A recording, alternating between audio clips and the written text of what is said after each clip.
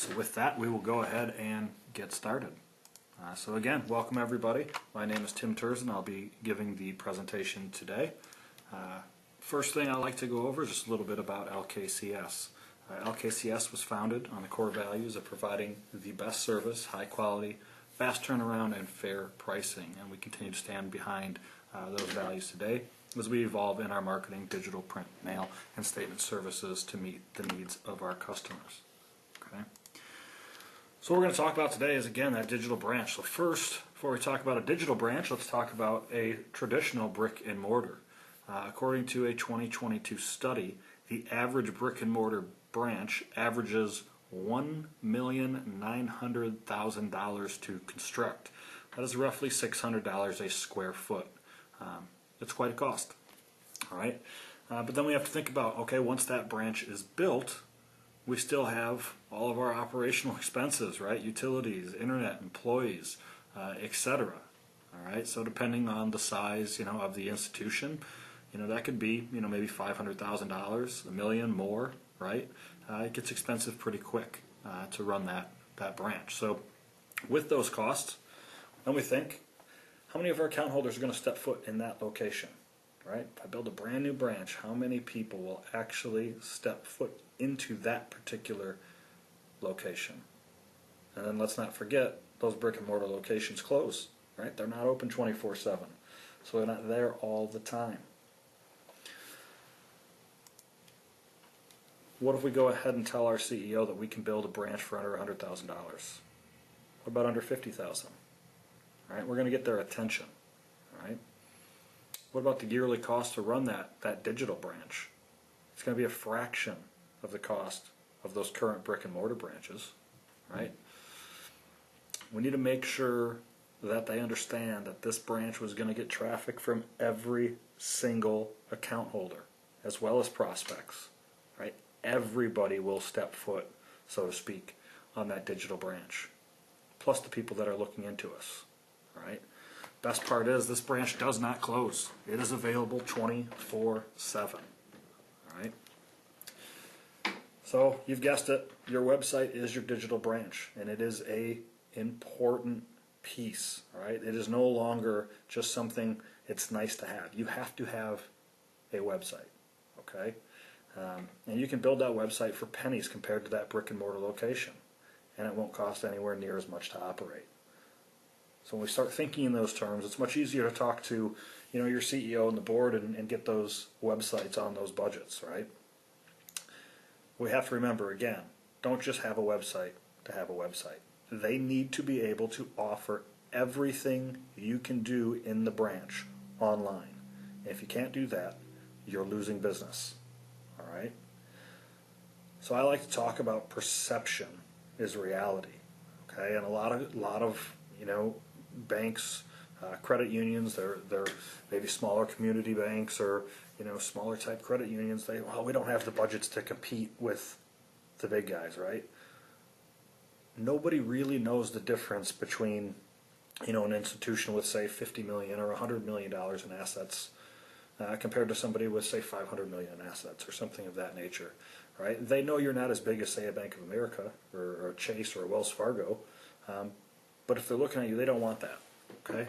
But perception is reality. So your website has to be key. It has to look good, it has to function well, and it has to include all the things we're going to talk about today, or you're going to lose business. They're not looking at you because of your size. They're looking at you because they want somebody local that can do everything those big banks can do, okay? So first thing we want to look at when we're looking at a website, is our website providing a premium user experience? All right? It has to be easy to use or they won't use it. All right, so what are the things we're looking at here when we're talking about that? We need to map out our main goals. What are our main goals? Do we need to drive applications for a specific product? Do we need them to open up checking accounts? Do we just need new account holders? What is the main goal we're looking at? Right? We need to know what that goal is when we're building the site so we can make sure we're funneling people to that end goal, right? We then need to get those visitors to take action, right? How are they going to take action, right? They need to be able to do online forms, account opening. All that stuff needs to be available to them quickly and easily. We need to get access to all of your services, right? So whether that's, through a mobile banking app, online banking, back end, whatever the case is, it needs to be quick, it needs to be easy, it needs to be seamless. We also need to think about our online forms, right? We need to be smart about them. They need to be easy. I've seen a lot of people, they throw up a PDF or a very long form and people look at them, ugh, I don't want to fill that out. It's going to take too long. I'll come back later. And then they don't ever come back. All right, so those online forms need to be quick, easy, go through them fairly fast, right? We need to also give visitors easy ways to contact you. So again, those calls to action needs to be strategically placed. They shouldn't have to search for a way to get a hold of you. Anywhere on the page, they should quickly be able to see, okay, I can just give them a call, I can send them an email, I can, whatever the case is, to take that next step.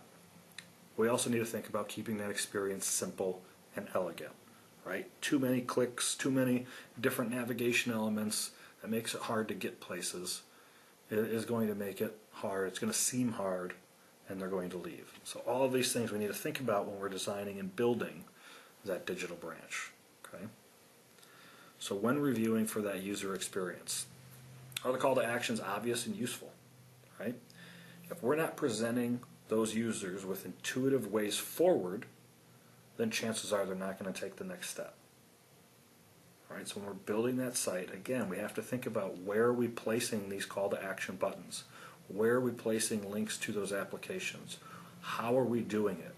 Right? Is it more than one area? And the answer is typically yes, right? We want to have those in strategic locations, a couple different places on that page. Again, we never want them to be anywhere on a page that they can't take that next step when they're ready. Is the layout and content easily digestible? All right? Your users deserve content that is worth their time. All right? Nobody is going to come to your site to read a paragraph, or a whole chapter of a book. It's got to be a quick paragraph, 4 or 5 bullets. Let's get the meat and potatoes. All right? Keep it simple and on task. Give them the information that makes you different. What are the key points about that product or service, so they can quickly read it, digest it, and make a decision. Right? Making great content can be difficult, but it can drastically affect the user experience. So understanding that, yes, it does take some time to get that content right, but it's a big deal in how that person's going to interact with your website. So it's very, very important to think about. Online forms, are they easy to use? All right, again, I kind of mentioned those old style, maybe it's a full PDF, I have to print it out, it's not even fillable. That's almost dead. You can't go that route anymore. It has to be fillable online.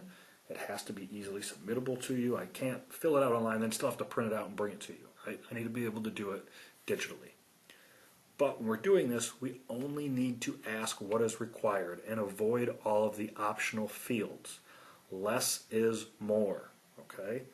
So when we're building these forms, there's ways to build them that, hey, if they answer it a certain way, we don't even need to show this whole section. So we set up chunks, right? They're going to fill out or answer 2 or 3 pieces at a time, and as they answer those 2 or 3 things at a time, the next steps will appear. We don't need to show it all at once. We want to take it easy, and we're going to nurture that lead and not close it, right? We're just trying to get them to the finish line. We're trying to get them through this so then we can take it and then try to close it after. All right? So we don't want to make it difficult to get that information to us. Make it easy. And don't forget about third-party services, right? I've seen a lot, our core does this, or our online banking has a section, or this has something, we're just going to slap it on. If it is not meeting everything we just talked about, it's not going to work, right? It's a great time to review all of the different services you use when you're in a website redesign, because any service attached to your site is part of that experience. So if I'm sending them somewhere else to another vendor to do a piece of whatever, it has to be easy to use. It has to match my branding. It has to be easy and digestible to read. All right? If those external services aren't up to par, there are plenty of options out there. All right? So don't be afraid to shake things up. You can't keep, same old just because it's easy. It has to be a good experience or it won't be used and you're going to lose business. Okay? Next thing we're going to look at, navigation. Is it too complicated? All right? And this is a big deal, right? Clear navigation makes a huge difference. All right? Website redesign, perfect time to sort out your navigation. What do we need to show in the navigation? What are our most important things? Do we have to show every little thing here? Can we link it from elsewhere? Right? Our navigation should be very easy to see, easy to read, easy to get to the pieces that I need to get to. Right? If I'm presented with options for 50 pages at once or on one drop down, it's too much. It's overwhelming. Right? We need to break it down. We need to make it easy. So I always recommend begin by drawing out a site map. What are all the different things you need? All right? Then from that, let's break it into sections, break it into chunks. All right? What is absolutely imperative we have to have? What are things that we can condense, remove, all of that stuff. We need to use clear language in the navigation. All right? We are in the industry. We understand all of the buzzwords, the slang terms, all of that type of stuff. Unfortunately, a lot of our account holders aren't as financially literate as we are, right? We need to make it easy. We need the language to be clear. We don't want to make it confusing. So keep it simple. Keep your goals in mind, but also we need to keep our users' goals in mind, right? Their goal is not always the same as our goal. So we need to kind of balance that and make sure that it's easy for them to move around, get around, but then it's also easy for them, to get in touch with us, which is our goal, right? We want to get them, putting in that application or reaching out for a question or whatever. We want to create that point of contact, all right? If possible, do user testing, all right? This is very important to do some user testing, okay? And it can be as simple as, hiring a few people. Hey, we're building this new site. We have it kind of set up. What do you think? Right? Can you run through it and, hey, try to open up an auto loan. Tell me what you think about that experience. Hey, can you try to open up a checking account? Let me know that experience. Hey, can you try to whatever? And give them your feedback, right? And do different age groups, right? Don't just do your employees. If you have a local college or high school, right? Maybe ask, hey, do you guys have a class that goes over anything? Can we have your students kind of test this stuff for us, take a look at it? Some good options there, which won't really cost a lot, if anything. Site management. All right. Website's going, it's under construction, it's being built, it is built. How do we manage it? How do we manage that site going forward, right? The ability to edit your website quickly and easily is very important, right?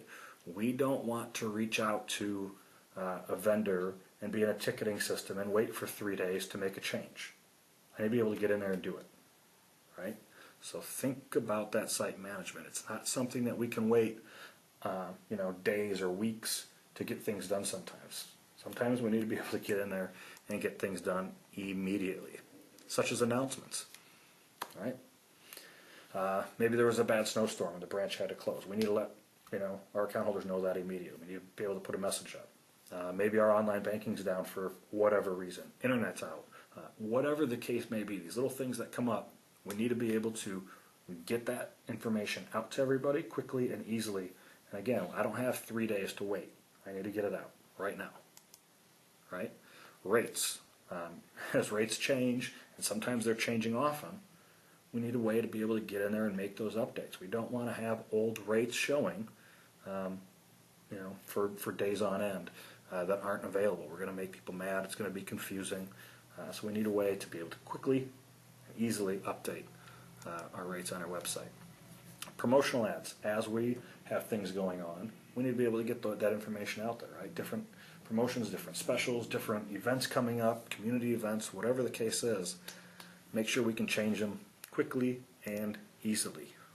Content is a big one. So I talked about content already and how important it is, but remember it's also important to constantly review and maybe tweak a little bit. Hey, let's test. We have it like this right now. Maybe let's tweak some language. Let's tweak some words. Tweak this a little bit. Are we getting more engagement? Right? Let that sit for a few months maybe. All right. If you have the ability to do some A/B testing, that is also a great way to kind of tweak content and change it. Right? What's getting more engagement? Which words? Where do we have a button or a call to action? Right? So all of that stuff we always want to kind of be reviewing and looking at. And there's more. All right? There's so many more things with your website that you want to kind of review and make sure and tweak and make sure it's easy for you to update when you need it updated. Right? We can't rely on vendors, taking, again, days to get back to us. So just a couple screenshots of tools that LKCS has to make this easy. Right? We have an announcement manager. It's a very simple system. You come in, you click, you have a Word type friendly editor on the left. You type in, your announcement. You have a color picker code on the right, so you can type in that hex color. If you click that, it would actually give you a color wheel that you could select anything you want. All of our tools have publish and expiration dates, so you can get those messages going up and coming down on a schedule, so you don't have to go in there and manually push them live or bring them down. All right? Very quick, very easy. You hit save, it's automatic. It's on the site immediately. Okay? So you can see right here, this is an example of that announcement live on a website. All right, so again, it's very easy to enter it in, get it out, bring it down if you need. All right, rates, another big one. All right, so as we go into the back-end system, there's a table. And we just have to click into those tables and update specific rates and publish those rates at the top, and it pushes out live to our entire website. What I mean by that, let's say that auto loan of 2.25% is in 50 different locations on my website. I only need to replace that one spot. Right? I can change it to 2.5%, and all 50 locations on my website would get updated with a click of a button. All right, so quick and easy. Again, you have the ability to schedule changes and look at revision history. So as rates change, you can look back for auditing and compliance. These are what my rates were at X date and time. Promotionals, right? So those banner ads, being able to turn them on, turn them off, change them, move them around, it's all available in the system. So our system's super simple, right? There's green buttons showing you they're on, gray buttons showing you they're off. Click that button, turns them on or off. You can then drag and drop for order, delete, update, etc., add quickly and easily. Right? So again, that control to manage everything is super important. Content. So in our system, you can come into the back end of the system, of the content management system, and you'll see everything has a little edit button. You can edit every little piece on your website quickly and easily. It's all in normal language, Word type friendly editors. There's no programming required for any of our tools. They do allow you to know HTML, and you can switch to those views. By default, it's specifically made easy, right? Type, save, publish. All right, so this is what that looks like in the back end. Again, no code needed. We just come into a content section, and it's as easy as typing in that content. CSS edits for your fonts, styles, colors, all controlled by you. Quick, easy formatting options. But all the way to the right, you will see that little developer, the HTML code sign. You can switch over to that if you want and actually, write in code. Unfortunately, not many people do that anymore. I don't know any code, so I agree with those people. I'm going to keep it easy and work in this design mode here. All right, looking further. All right, what else can we do? How else can we use our digital branch to kind of nurture leads and keep things moving and get us more business, right? Big one, marketing automation. It's huge. All right, so if you don't have any marketing automation technology, I recommend looking into it. And really what it is using software technology to automate repetitive manual marketing activities, emails, text messages, lead and conversion tracking, systematic follow-up, and more. All right, so we'll kind of get into this. So with marketing automation, one, we're going to grow our audience. Okay, so as we're using it, more and more people are interacting with us. We're getting more and more emails and names. We're using that to our advantage to grow our audience to be better at marketing. Okay, we're using it to strengthen relationships. So in that marketing automation system, we are then tracking. We kind of know what everybody is looking at or doing on your website. All right, so we can see as people are interested in certain products or services, we can start sending them relevant emails about those products and services that we know they're looking at and we know they have interest in. So by being relevant, we're strengthening our relationship with that person. All right, on the flip side, we can also see maybe what they aren't interacting with. Maybe we send them stuff that they're not so interested in. Okay, we can do that too. It's not as relevant. It's not going to, but just quick ones, right? We're not going to hit them every day on that stuff or weekly. Maybe once in a while, hey, also we have these things that you might be interested in. All right? And then we need to encourage them to take the next step. So as we see people moving through these different funnels on the automation side, remember, ask them, hey, we see, we know you were looking at this. We know you're interested in X, right? Hey, are you ready to apply? Do you have any questions that, one of our team can help? Here's their phone number. Here's the application link, whatever the case is. We can get that stuff in front of them quickly and easily. All right? So why do we want to use marketing automation? Number one, it's going to save a bunch of time. Okay? We are going to improve engagement, right, with our account holders because we're constantly kind of monitoring what they're liking, what they're looking at. And then we're going to increase our leads and conversions because we're making sure we're giving them relevant ideas, relevant content, relevant emails back. Okay? So we're going to look at opens or email opens and clicks. What are they interested in? What are they not interested in? Are they forwarding it to somebody to look at? What web pages are they hitting? How often are they hitting them? How long are they staying there? Are they hitting any form pages or calculator submissions? Right? Are they watching any videos we have? Are they downloading our app or looking at any PDF downloads that we have? Are they sharing us on social media? Are they using our chat system? Okay, all of that stuff kind of comes into play. We can target on all of these things and then come up with a campaign, an automated campaign, to stay in front of those people. All right, so this is a quick snippet of what an automation kind of system looks like. We're going to look for something. We're going to send them an email. We're going to wait a specified amount of time. We're going to send another email. We're going to wait another specified amount of time. Another email, more time, another email, and then, hey, have they done anything? What are they looking at on the website? Are they meeting our requirements to kind of get more information, yes or no? Okay, so we can kind of move them through these things and see what they're doing each step of the way. And this is fairly simple. This is straightforward, but we can start branching off each email individually, right, into different avenues and different, paths or different emails, depending on what each one of your account holders is actually interested in. All right. So again, then we're tracking them. We know exactly who's interested in anything, who's actively researching, who's ready to close, who's already closed, or who's basically ignored us.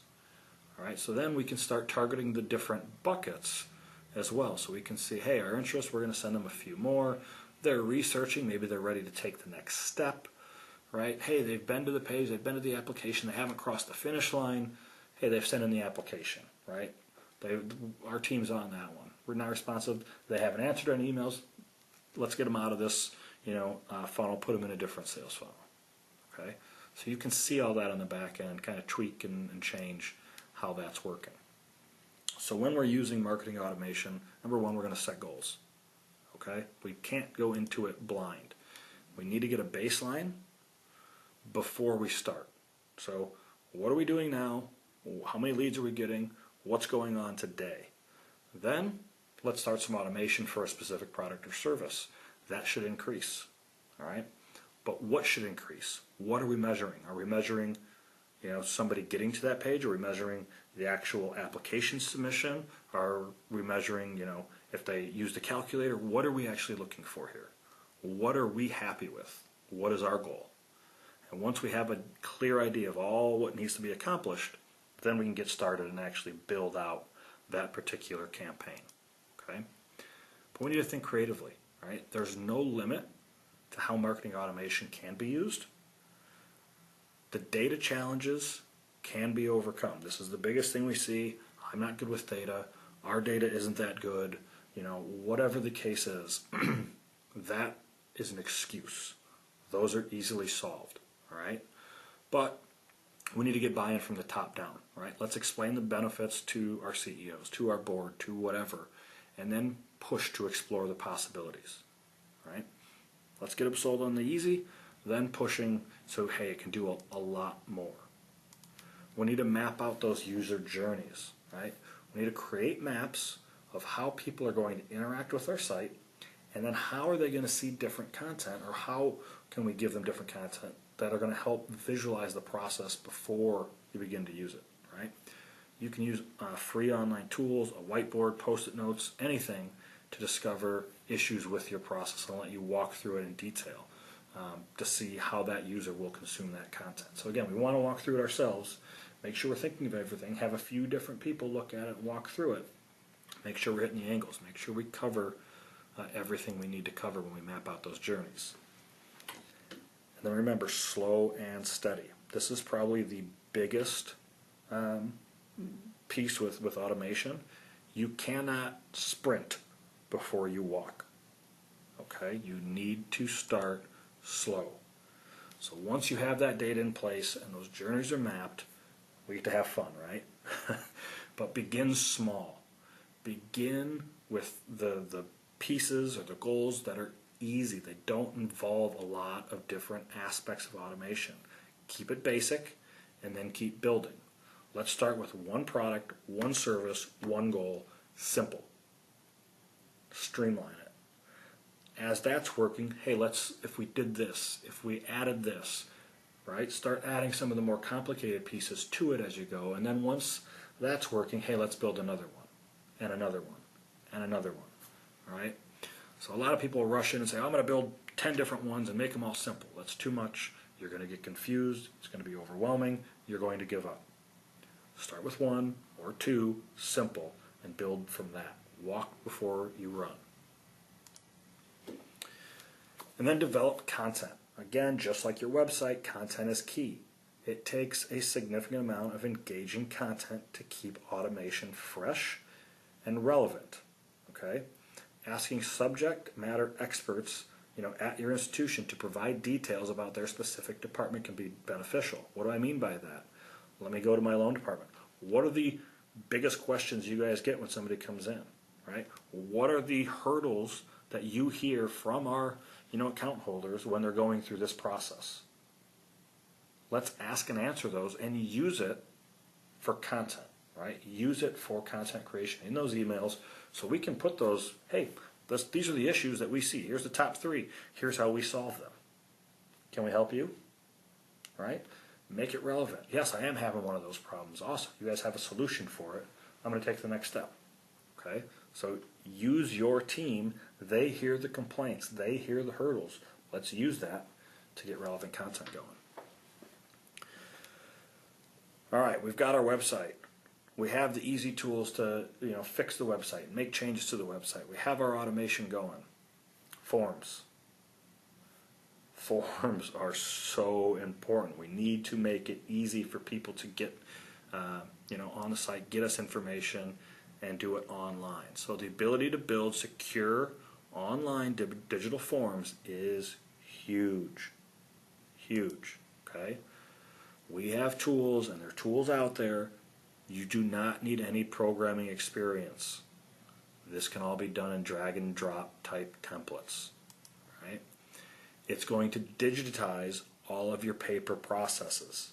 Get rid of the paper, make it easy, save it online, save it on your servers, cuts down on a bunch, right?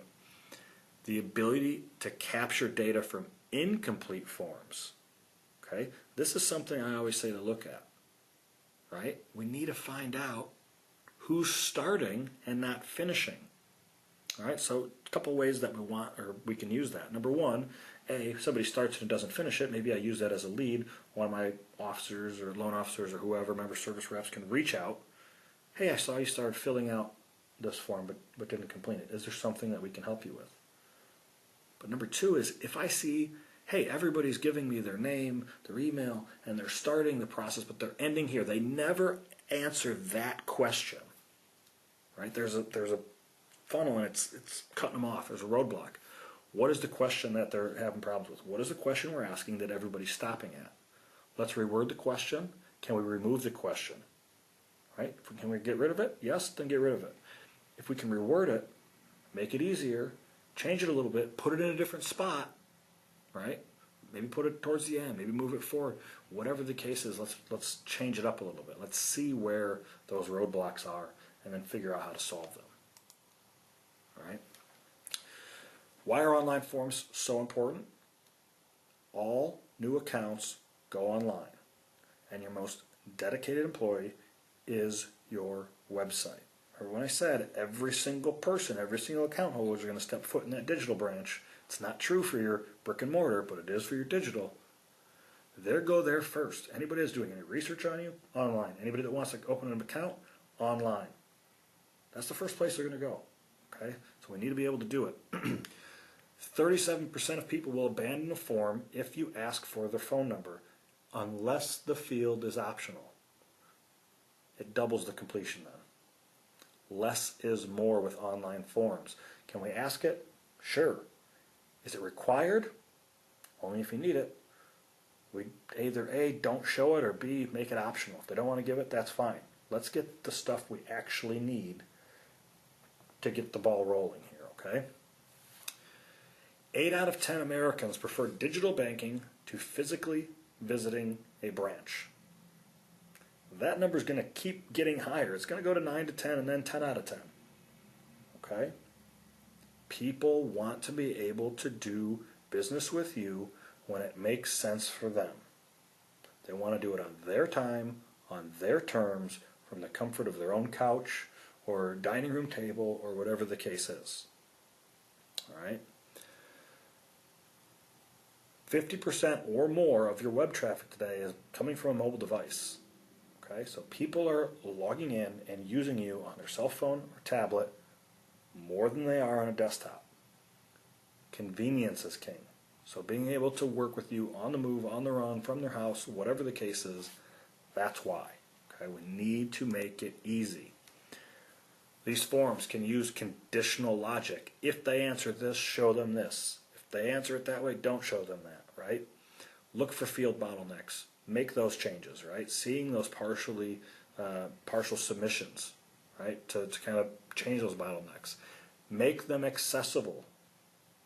Make them easy to find. Make them easy to engage with you. All right, so this is an example of that back end. Again, no programming required. We can just drag and drop things from the left, your basic or advanced fields, onto our form builder and keep that going, right? It's very easy to build these forms out. Again, logic.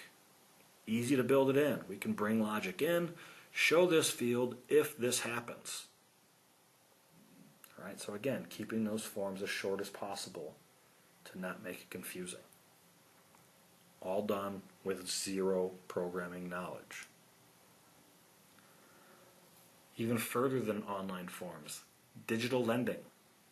Being able to actually do lending online, not just take your application. I want to put it right through my LOS, get it going, let's do pre-approvals, let's get things going here. That is available. All right. LKCS partners with an awesome company. They have these tools. Think of it like, Rocket Mortgage on steroids for all kinds of stuff, mortgage, home equity, unsecured loans, auto loan platforms. Everything is there. It's available. It is quick. It is easy. It is awesome. All right. We can help lenders offer their borrowers a best-in-class online lending experience. I mean it when I say this solution is better than anything I've seen out there. It is easier to use. It is faster to use. It links with any LOS system, so you're not stuck with, oh, well, our core does it, so we have to, no. We can link to any LOS, right? So this will work with you, all right? It allows borrowers to learn, shop, select, and apply on their schedule and on their preferred device, all right? So again, it can be done on any device type, anywhere they want, anytime they want. And again, leads and applications go straight to your officer's CRM, loan origination system, you name it, we can send it where you want to take that next step. Right? It is not slow. We can get people, pre-approved for, home loans, pre-approved letters in a few minutes. Right? Full mortgage applications within 3 or 4 minutes. Okay? This stuff is very, very good. It is very, very fast. Your leads will skyrocket with it. All right? And simple integration means quick deployment and immediate volume and revenue lift. So, typically it's, a few weeks, maybe a month, month and a half, start to finish. This is ready to go. All right? So, again, if you're not using it, you're losing business. All right? Again, those platforms, there's a lot of them. It's a one-stop. You pick which ones you want. You don't have to have them all. It's white labeled for you, mobile ready, digital platforms, all ready to go. We encourage action by answering key borrowing questions. How do you get a loan? What are their options? Can I apply? All right. We give the borrowers access to software through your website. So it's very easy to basically, it's a seamless transition. Part of your site and marketing outreach is available. Right. This is what it looks like. Obviously, it would all be branded, everything for your particular team. But it's a whole standalone website. It's part of your website that basically gets everything you need all into one. All right? Again, forms. They look easy. You can see they're broken into sections. We're not asking everything at once. All right? Again, that's going straight to your LOS after. Interactive financial calculators. You will be surprised to learn that out of all of our clients, typically those calculator pages are in the top 3 to 5 most visited pages of your website. When people are looking for a specific product or solution, they're going to use a calculator to figure out, hey, is this meeting my needs? What can I afford? What can I do? Having calculators on your site is a huge advantage because you can use the information and data to key on other marketing. Hey, I know this person's interested. They're running calculations based on X, Y, or Z. All right? So those calculators that benefit both parties. All right? One, it gives your users the ability to learn and explore. They're going to play around with them. They're going to use them to their benefit. They're going to explore what they can't do, what they can or can't afford. All right? But there's also interactive tools within those calculators that are going to drive engagement as they're making calculations. Maybe we want to email ourselves that calculation, or your account holder wants to email themselves what they're looking at so they have it for later. Well, guess what? That's also going to go to your team so they can reach out later, right? So we're going to create that engagement. There's application links right in the calculators. All of that stuff. Let's let them take the next step, right? Again, that qualified leads would come to both sides to make it really easy. So this is a calculator, putting the information in, calculating. You'll see all of the different buttons and pieces at the bottom here so they can apply, email themselves, calculate more, look at different charts. All ADA friendly, all mobile friendly, all branded for you, so your colors. And then we can change these, so we can always put different words, different language, show different pieces, and set specific, baselines, I guess, in the calculator themselves. There are a ton. This is showing you, 2 sections. That's auto and business. There are calculators for everything. All right, so we have them ready. We have them built. All you have to do is pick which ones you want and go on your site within days. All right. Online chat and chatbots. All right. This is something that is becoming more and more and more popular, especially with those younger type audiences that everybody wants. They are not going to pick up a phone and call you if they have a question. If you don't have the ability to text with them or chat with them, you're not going to hear from them. Okay? So having these tools available to you is pretty important.